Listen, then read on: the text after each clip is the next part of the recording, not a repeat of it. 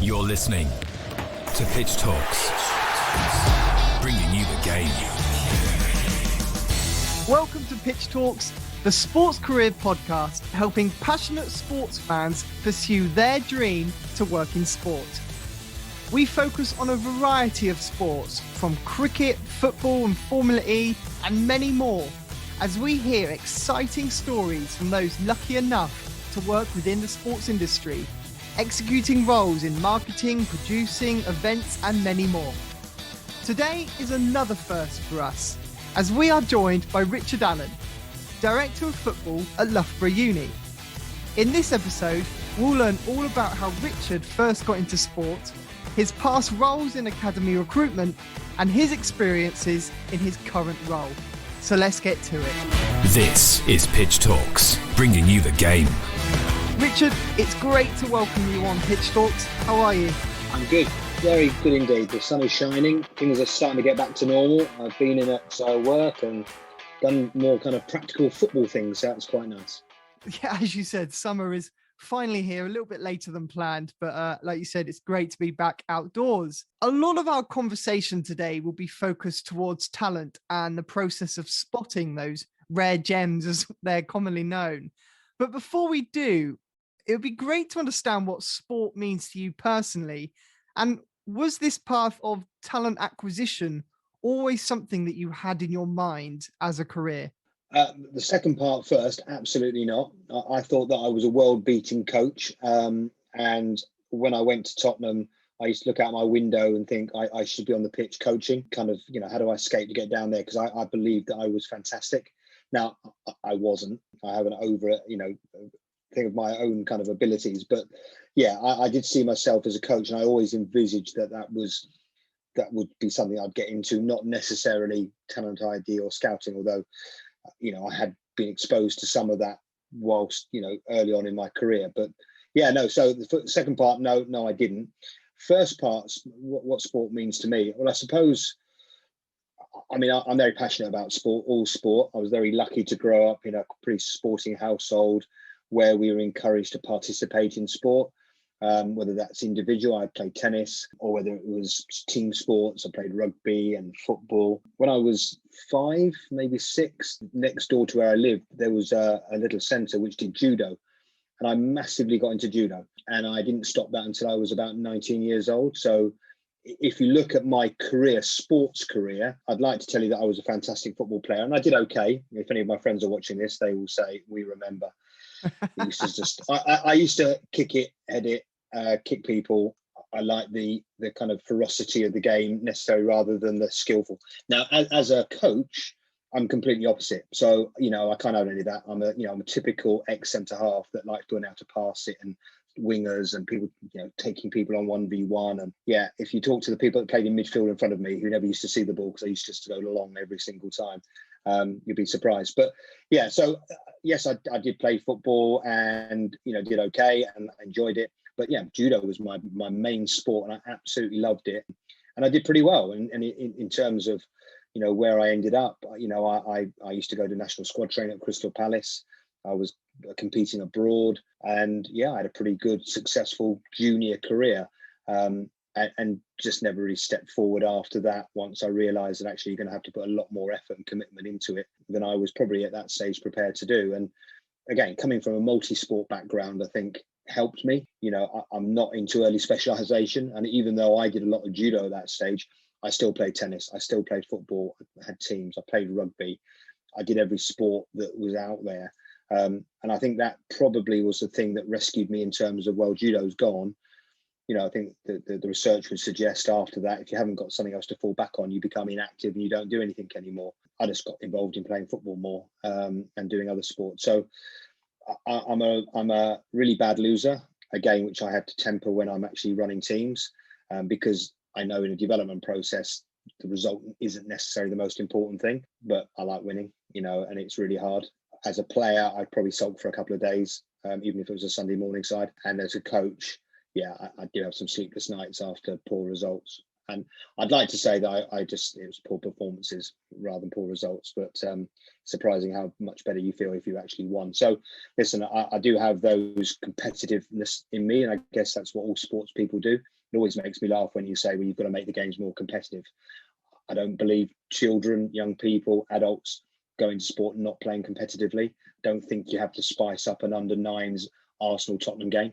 It's just because kids naturally want to play and want to do well and want to win. So it's probably taking the edge off it and making sure that you are looking more at their development and how you're playing rather than the result at the end of the day. So yeah, I love the game. I love watching it. I watch any sport that comes on to the telly.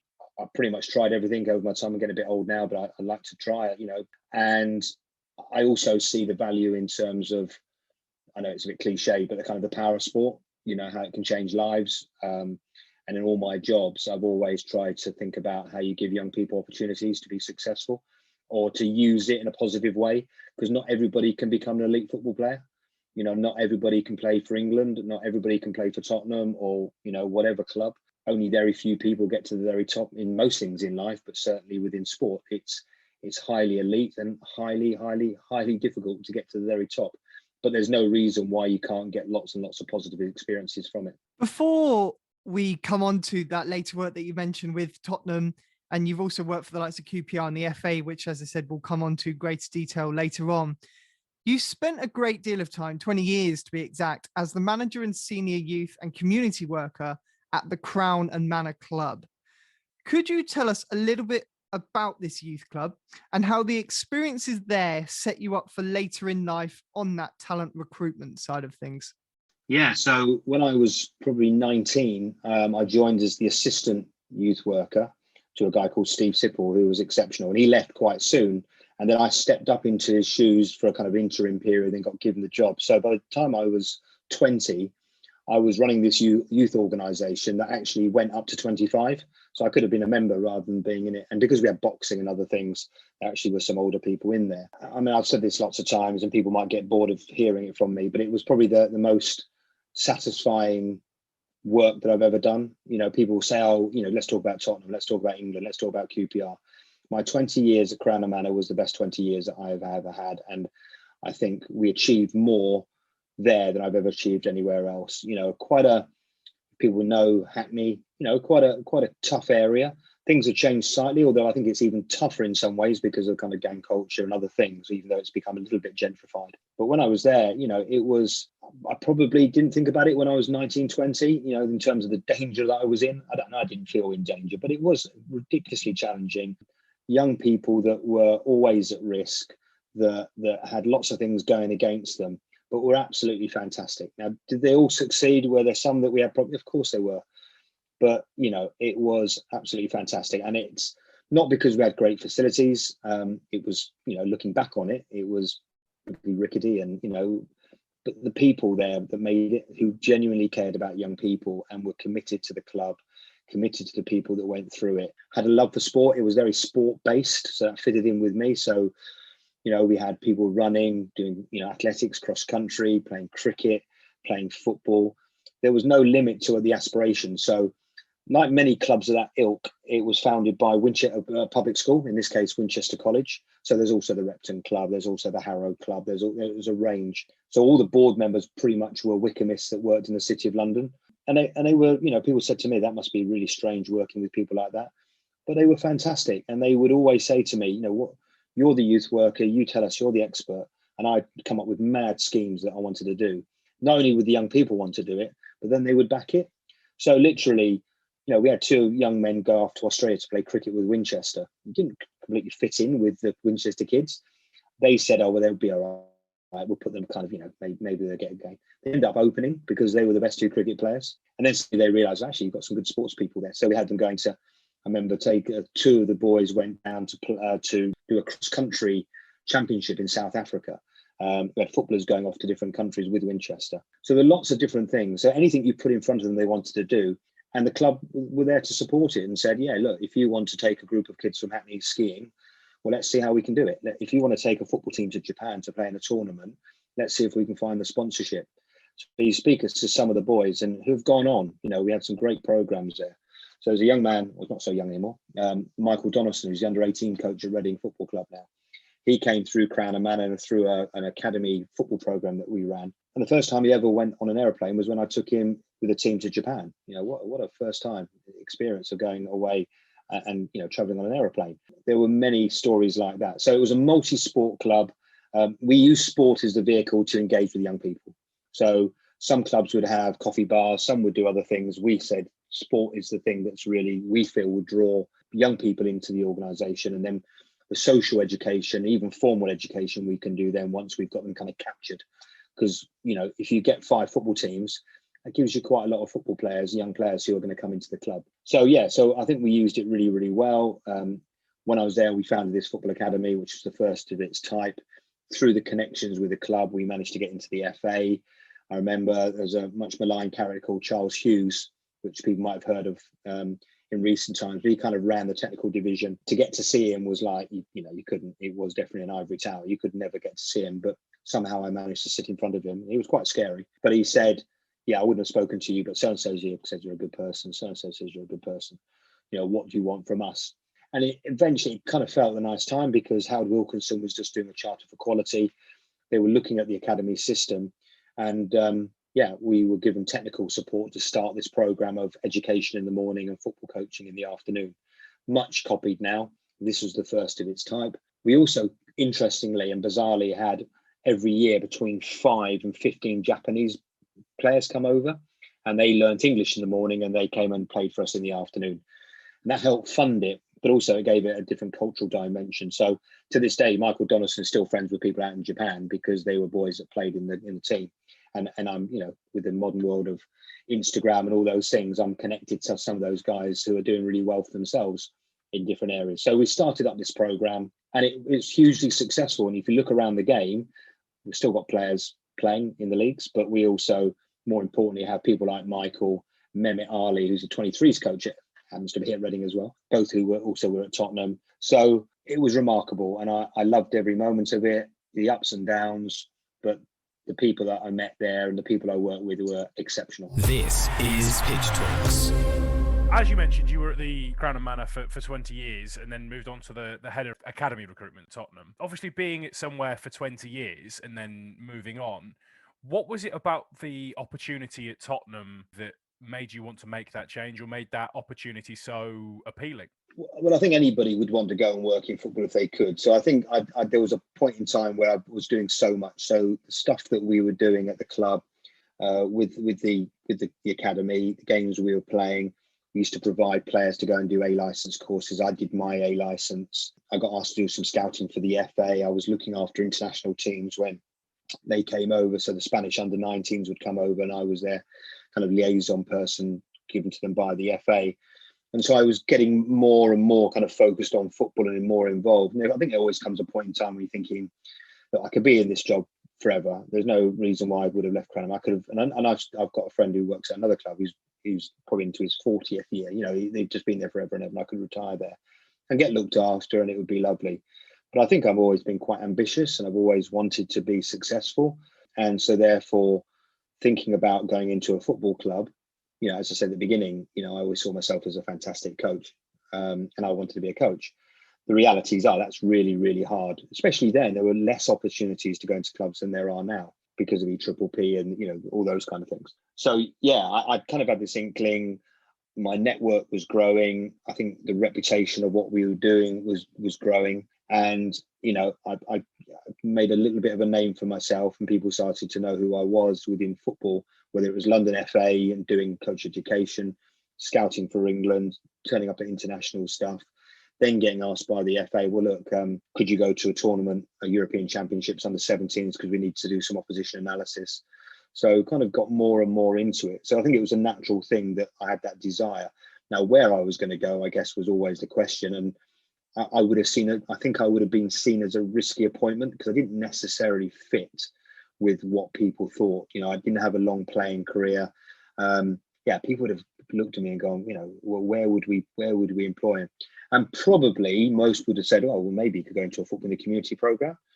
And that would have been, I absolutely would have understood that, running a program or whatever it might, and that'd be fine. I still think I had a bit more of an inkling to work in kind of more the elite side. And, thankfully, you talk about things happening. And as I say, I'm not an overnight success. And it did take me 20 years to get to where I got to. So, a lot of hard work, a lot of disappointment along the way of not getting some roles, and then suddenly getting, absolutely fantastic opportunity to go to one of the biggest clubs in the country. And, how lucky am I? Yeah, absolutely. And I can see Mitch smirking down there because I don't know whether he has told you, but he is one of the other two. He's a fan of the other lot, the ones that play in red. So I apologise in advance for that. I was waiting for a comment from him then, but he can't say. There was a time when you could say something, but he actually can't say anything anymore, can he? So he can't. He can't. That's why I'm just keeping quiet. Yeah. So you've mentioned sort of a couple of responsibilities there, but it specifically in that role at Spurs, what were your core responsibilities on like a day-to-day basis? Well, it was a bit like me saying I fancy myself as a coach. I mean, it was quite clear at the beginning when I wanted to go out and do it. I'm not getting judged on being a coach. My job purely is to identify players and to recruit them into the academy. We know we need to get them over the line, registered, and they need to be better players than our rivals. So London is one of the most competitive football recruitment areas in the world. There's nowhere quite like it in terms of yes, it's a very big city, but what other city in the world has so many top high quality world leading football clubs? So it's very competitive, and I think it was down to me to make sure that we were competitive, that we were competing with Arsenal, especially with a club that was down the road and our major competitor. The owners of the club and other people in there didn't like that they were getting better young players than we were and doing better than we were. I think when I went there, we probably would get the kind of almost the fifth pick, so if there's a young player come in, they would probably go to Arsenal at that stage or Chelsea. And then it was kind of West Ham, it was Fulham, it was, and we were in with, no disrespect, we were in Charlton kind of territory, and actually Charlton were probably getting better players than us and Crystal Palace. So how did we try and make sure that we were going up and getting in amongst the top ones? Now, I think Chelsea went clear quite quickly. And I think steadily we got ourselves up to, I think, getting to Arsenal and going past Arsenal in that recruitment space. So, yeah, it was very much, this is what's expected of you. We need to make sure across the academy. So that's quite wide ranging. So, I couldn't lose focus, which is crazy in some ways, on our under sevens and under eights, because that you had to build from the bottom, and over time that would pay dividends. But in the short term, it was, well, how do we get some quick wins? Because we need to improve the upper end and get some players towards the first team. Because if you don't do that, then the club loses patience. You can say, well, that's fine, I've got the best under 11s in the world. Well, that's great, thank you. But it takes a long time for that player to come through. And, I might not be there, or if the club doesn't see some successes in the meantime, you don't buy yourself enough time to have that kind of continual pipeline. Bit of an interesting question here, and might perk both of your interests here. So it's very well made out that Harry Kane played for Arsenal's youth at some point, and has obviously now gone on to play for Spurs' first team very successfully. Were there ever any Arsenal fans within the setup, and how easy was that to sort of transfer those players in if they were from, a rival supporting family, etc.? So it was definitely easier to recruit players that supported Tottenham. There's no question. That was a kind of a given. Yeah, listen, I know lots of players that came into the academy that supported Arsenal. They probably kept it to themselves, because there was probably, if you look at it, probably Arsenal were less worried than we were, because Arsenal were leading the way. Tottenham were and probably still are, very paranoid and don't like the thought of Arsenal stealing a march on them. Listen, there were, and I know one player that, because his mum used to tell me, used to wear his Arsenal shirt underneath this Tottenham one because he just couldn't bear to have that on. And clearly would never show it. Listen, we had problems. If people turn up in red cars, they'd get questioned. I remember Didier Sikora buying a brand new Ferrari and the security giving him a hard time because, why have you got a red car? And he said, well, it's because my new Ferrari. And I kind of said to him, yeah, all Ferraris are red. He's obviously not here. They're not allowed to be. He actually went and changed it and got a black one, as you do. Yeah, so, I think, there was, from our side, it was a bit paranoid. But yeah, there were lots of players from different clubs. And I think at the end, I said one of my best friends, He's a proper mad West Ham supporter. And I used to, when his son came in for a trial and I took a picture of him in his Tottenham kit, it just wound him up so much. And I think he found it really hard. But generally, most parents want their children to be successful in whatever environment. And listen, if you've got the opportunity to go into one of those big London clubs, it's like if you lived in Spain, you might be a Barcelona supporter, but you're not going to turn down Real Madrid, And I think people forget that when you're in London, Arsenal's a huge club, Tottenham's a huge club, Chelsea's a massive, all these, them West Ham, they're so big. And they all have really good academies. There's no question. They're all good. So, yeah, clearly there's a lot of crossover, people playing in different ones. But you did get to know, it's much easier if you're trying to get a player to join you, whether they're from abroad or whether they're from England. If they did like Tottenham, that was obviously much easier to do. You're listening to Pitch Talks. There's been a couple of our episodes where we've spoken to people within the academy setup. One of them being he was trying to make it as a professional footballer, dropped out the system, went into coaching. But then we've also spoken to other people about what they see and the experience about dropping out the system and not being able to get back in. So, yeah, as you said, you're trying to build from these foundation of under sevens, under eights, but there's no guarantee that they will then go on and make it to the first team of any team, whether it be the team that they're currently in the academy of. Do you see how much support is in place for those young people, those young players who don't make it? So it's not a case of you've not made it and you leave the door. There's a lot more support than what there perhaps used to be at the very start. It's definitely improved. It clearly is on the agenda of, the Premier League, the EFL. In fact, I've just come away. I did a presentation this afternoon for the Premier League up at Loughborough. They use us quite extensively, and they were doing an under-16s kind of exit kind of day where for released players that have left, they do a number of these over the year, normally at Loughborough, where they talk about, what next steps are, focusing on education, giving them some extra help with their GCSE, English and maths, thinking about other pathways. So I presented on, going to university, coming to Loughborough. Somebody presented on going to America. So there is a lot more thought at the different points. So we'll do another one during the summer for those who are released at 18, 19. I think there is more care. I think at the beginning, I used to do an under 9 signing, for under 8s going into under 9s. We used to have a signing night, and it was quite exciting. They had their picture taken, we'd do it. And I remember our academy manager, John McDermott, coming in and just telling the most, painting a picture of, this is what's going to happen. And it was the most negative, you're not going to make it, this is going to be really. And I'd say to him, let them have a little bit of joy. No, I'm not going to lie to them. The chances of these guys getting through are so slim. I don't want to be any illusion that they're now in the system and they're going to play for the first team. Because as I said at the beginning, being an elite football player, what's the chances? I mean, there's such a slim chance, but it doesn't mean, listen, I wanted to score the winning goal in the World Cup final. I never did. I never got close. But I had in my head, I dreamt about it, and what do you say? Oh, don't think about that. You shouldn't be doing that. Go and do something else because it's safer. But life's not like that. But the problem is the level of expectation is so high because people are getting told, yeah, you're going to be the next Messi. I'm only 7, but you're going to be the next Messi. Or you're going to have a nice big house and a Ferrari outside, and you're going to make it. And I think you have to be really careful in these kind of environments where you're realistic, not taking away people's dreams, but being really realistic about what's going to happen. And then, of course, giving the support that's required to those people that are coming out of the system, because we've seen, what's happened with players, having real kind of psychological problems and suicides and horrific things. And clearly that means that something's going wrong and that support needs to be given. So I know there is a lot more thought, and I talk with the Premier League about it quite a lot and how we might play a part in what we can do to give other opportunities to young players. Richard, so far we've covered your experiences from the Crown and Manor Club to taking the role as head of academy recruitment at Tottenham. Now we've kind of covered your past roles in quite good detail, but I think we'd like to come on now to the present day and what you're currently operating as, and that's the director of football at Loughborough Uni.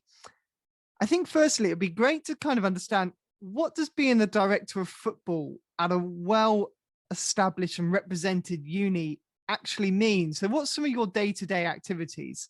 Yeah, so I'm responsible for the whole football offer. So that's from top to bottom. So that's our performance programs all the way down to recreational football, my lifestyle.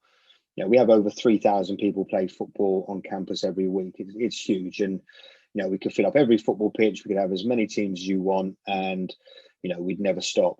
Now, clearly, there are lots of other sports going on campus, so we can't monopolize. But football is very, very big. And we don't have we're not a big football club, so we don't have a huge football budget. It's quite small. We don't have lots and lots of people. It's probably a bit more like I was when I was at Crown and Manor, probably, in as much as a small tight team.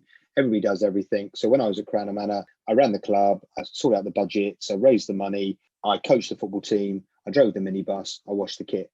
And you know what? That's really important to learn how to do those things, because I've gone all the way through and been at places where you don't have to do all of that and you get spoiled. And then I'm back to, I wash the bib sometimes if I have to, or, I will drive to things and take people, or, it's a wide variety. Now, do I get involved in the minutiae of detail with our My Lifestyle program? No, thankfully we have other people in university.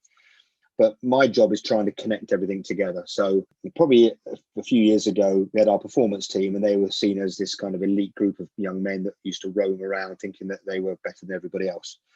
They actually weren't that great, and they weren't better than everyone else. And it's really hard at a university like Loughborough, where you've got Adam Peaty swimming in the swimming pool. Now, he's very good. He's better than our football players, who are probably on their way down rather than on their way up. So we have top Olympians that are going to go and win medals and are going to Tokyo. And we've got Lightning netball, we've got England netball on campus, we've got LTA on campus, we've got the ECB, and so we've got remarkable people there. But my job is to try and get everybody that's involved in football to feel a part of football, so there's a connection between everything. So over the last few years, my main task is been putting together a strategy for football, on pitch, off pitch. So that's the bit about playing, but also the bit about, well, we've got people that don't want to play, but they want to coach, or they want to become scouts, or they want to become analysts, or actually they want to become officials, so they want to be a referee. So how do we put things together for them? Futsal is a really massive sport on campus, always has been. It's been pretty well self-organised, and we're very, very good at it. If I look at performance, my men's performance team probably are players that are on the decline rather than the incline. Our futsal players are players that can go and play international futsal and are on a top level and are playing in the national futsal series, trying to get into the Champions League. They are really high quality. So there was a bit of a split, but I tried to bring futsal back under the football umbrella, and that's where we now have a men's head coach. The women's game, again, wasn't necessarily that well developed at the university. We now have a performance women's group with a performance head coach.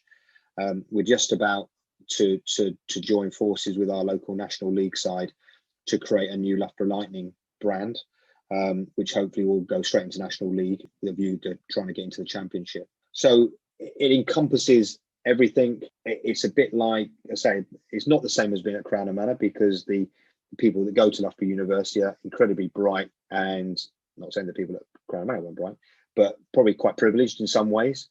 Again, another one of the things that the university do, and I'm trying to do, is make sure that we're breaking down those barriers, because predominantly you need 2 A's and a B to get to Loughborough. It's a top 5 university in the country, and we're not getting many people from, for example, from Hackney. But I know people in Hackney have got 3 A's. We have smart people. It's just maybe they look at Loughborough and think, a bit like Oxford and Cambridge, it's not achievable. So how do we make sure that it's accessible for those people? And we've made some inroads over the last few years to make sure that we're more inclusive and diverse, but we're more kind of open to allowing other people to come into the program. And we operate at a high level. We play at the highest level for any higher education establishment. So we play at Step 5 in the United Counties League. We play FA Cup, we play FA Vars. Our pre-season is, West Ham 23s, Derby 23s, away at Liverpool, together with lots of other games. So it's high quality. We played Wolves a couple of seasons ago in our Freshers Week, big match, and we had probably nearly 3,000 people in the evening game watching the game. So, it's good. We played Durham with our women's team midway through before the lockdown. We'd get a lot of people coming to watch the game under lights. So it's quite broad and far-reaching. We have partnerships with Liverpool, Chelsea, which I've helped to kind of create. We do loads of work with the Premier League and the FA, and every man and his dog wants to come and have pre-season at our great facilities. We've invested money in the pitch. So it's a 95% grass, 5% fibre hybrid. We've got a brand new match AstroTurf that went down during lockdown. Thankfully, they started before lockdown started, because it meant otherwise I think they would have definitely shelved a £1 million investment into my pitch. But, we have Cat 1 quality facilities. And I think we're seen as a football destination now. This is Pitch Talks. You've actually sort of led very, very nicely there into my next question that I sort of punched down whilst you were talking, and it was around the amazing facilities that you guys have got there, and not just that, but also the reputation that those facilities have, and the fact that, as you mentioned, you've got gold medal winning Olympians that are training at your facility.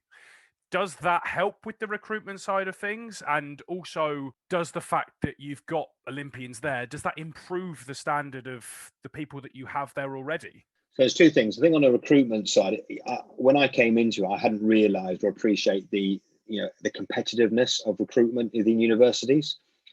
So Loughborough is number one. I think we've won Bucks 40 odd years on the trot. That's the university sports competition. We win it every year. But over the years, Bath have tried to get it off us. Durham have been very close. Nottingham are really giving it a good go. The universities in Wales are fantastic with their football programme. Stirling University is good. Hartbury's, got a good programme. Everybody wants to knock Loughborough off its perch. And, people will be actively, within the rules. And there are rules. It's a bit like being at a club. You have to abide by in terms of what you do and how you do it. They will try and recruit the best sports people.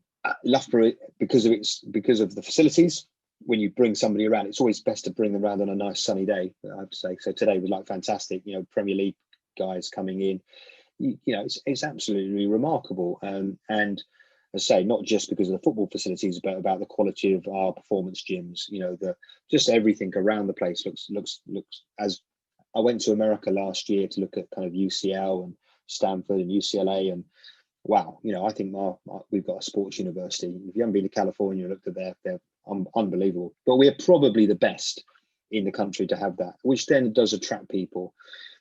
When they get here, my footballers in the early days when I got here, who were getting beach ready in the gym, not really getting the gym to get performance, were getting bench pressed out by, our international netball players and our rugby teams, and they can't fail not to be, motivated by the fact that these guys, we have people that may have had a 1-year contract and got paid reasonably well.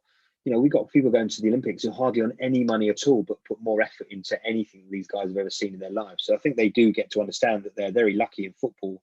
These people are on huge wages. You've got people in other sports who are at the same level, but don't get anywhere near that kind of financial support. But it is motivational, working out in the same gym as Adam PT, who's doing 500 chins at the end of the day before he finishes, is a little bit of a cool down. It's just remarkable, and seeing that quality. We have a lot of Paralympians, and again, it's inspirational to see what they do and how they do it. So yeah, all of those things I think are important for the athletes, but it is remarkably competitive. So we have to have a really good program and be able to demonstrate that and try to attract them in. One final question then from me, and then to kind of wrap up this episode. And I'm sure it's one you probably face numerous times through the variety of roles you've had.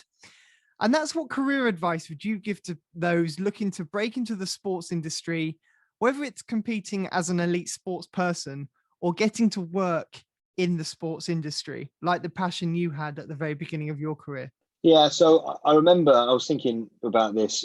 I remember once at Tottenham, we had Ruud Gullit came. I think his son was playing, and he wanted to come and watch him in the indoor area. And we didn't really let people in the dome, and we didn't let parents in. But he was Ruud Gullit, so we thought we'd give him a bit of a squeeze. So anyway, I said to him, "Yeah, you can, but will you talk to our boys at the end of the game?" Yeah, no problem. So that question was asked. What's the one thing that we need to do? And I think people imagine saying you've got to be technically excellent, you've got to work on your skills, you've got to be this. And he just said, you've got to work really hard. You've got to work hard. And the boys were like, what? Yeah, you've got to work hard. That's what you need to do. And I know that sounds, a little bit, but you do. To get anywhere in life, you've got to work really, really hard. You've got to be committed to it in a healthy way. I think you've got to be obsessed. I don't think in sport, especially, whether you're playing or whether you're in anything else or coaching, it becomes obsessive, and you need to be able to do it. People say about, yeah, but what about work-life balance? Forget it. I'm not being funny. Unfortunately, it's really hard to do that within the environment that we work in. And I think people going into clubs would suddenly find it really, really hard, because there is a time during the summer where everybody just disappears, but most of the time it's 24/7 full on. It's loads of benefits, there are loads of highs, there are massive lows. It's quite volatile. It's really, really hard, but you've just got to work really, really hard. And I think, I've tried to do that, and it's, paid dividends.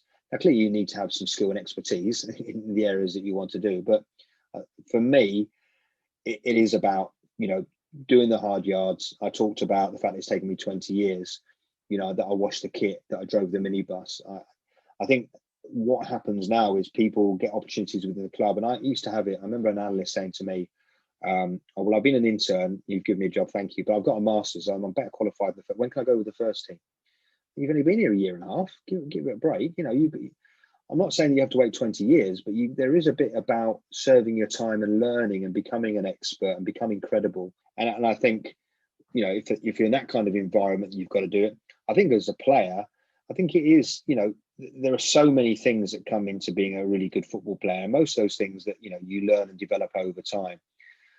And maybe being patient. I think you've got to be patient now. You can't, young players might go into the under 23s and, can you wait it out? Have you got the stamina to stay within the system? I think is quite important. So, yes, I'm not sure that really helps, but I think working hard, developing your contacts, your networks, never saying no to any opportunity that comes along. I asked somebody to do something for me the other day and he couldn't do it. And, no problem. I just asked somebody else. Guess what? I'll go back to that person now and get him to come and do it. And that person who said no. So, yeah, you can't always, because things come up. But when I was getting involved, I'd say, yes, I can do it. Yes, I can do it. Yes, I can do it.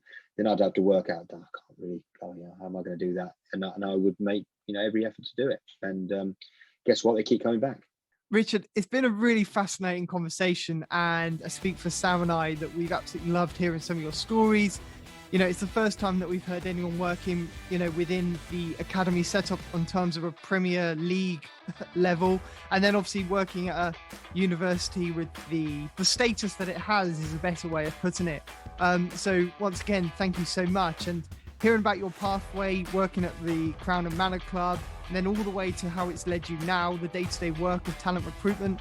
And as you said, some of the incredible stories that you've now witnessed and sharing with us. So all it leaves me to say is, once again, thank you so much to you for being part of the podcast. Mitch, thank you. Sam, really, love being on it, love chatting. I can always tell a story, ask anybody who likes to talk, so you've got a problem. But no, thank you very much for inviting me on. I've enjoyed it. Really appreciate that. And if you've enjoyed today's episode, make sure you leave us a review on our Apple Podcast or give us a follow on our social media channels. This has been Pitch Talks, the sports career podcast focused on helping you get into sport. Thank you for listening to another episode of Bringing You the Game by Pitch Talks. For more information on our latest episodes, careers advice, or to even get involved as a guest, get in touch with the team at mitch@pitch-talks.com or send us a message on any of our social platforms. Thanks for tuning in. Bringing you the game. Pitch Talks. All Pitch Talk content is copyright protected. Pitch Talks.